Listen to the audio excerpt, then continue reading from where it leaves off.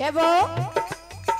ए छुटकी रे न जो दई गया गनवा में आ जाई गो रे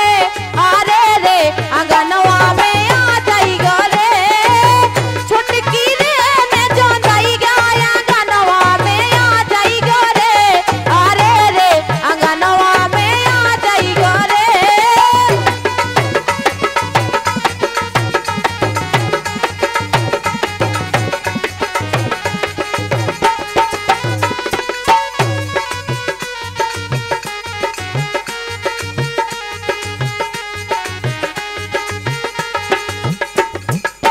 और बोली ए नैना हमारे रत्ना रे ए नैना हमारे रत्ना रे तो नैना में लालाई गो रे अरे रे तो नैना में लालाई गो रे छुटकी रे ने जो दई गया अंगनवा में आ जाई गो रे अरे रे अंगनवा में आ जाई गो रे।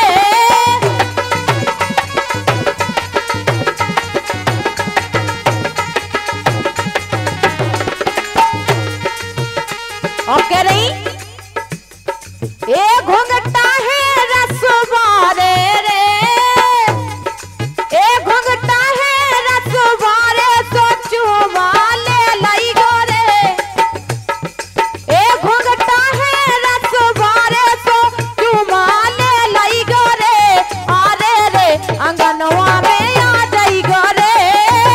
छुटकी रे ने जो दई गया अंगनवा में आ जाई गो रे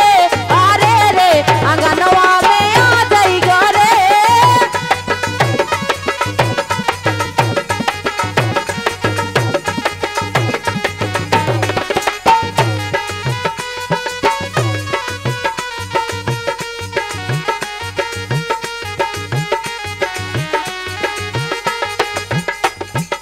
और आखिरी में कह रही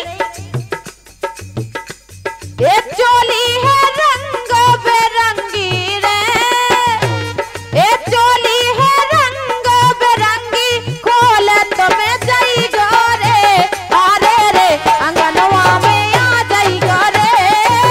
छुटकी रे ने जो दई गया अंगनवा में आ जाई गो रे अरे रे अंगनवा में आ जाई गो रे छुटकी रे ने जो दई गया अंगनवा में आ जाई गो रे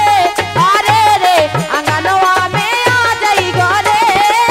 छुटकी रे ने जो दई गया अंगनवा में आ जाई गो रे अरे रे अंगनवा में आ जाई गो रे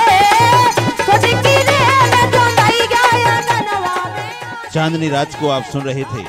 पवन कैसेट पठा टीकमगढ़ के माध्यम से।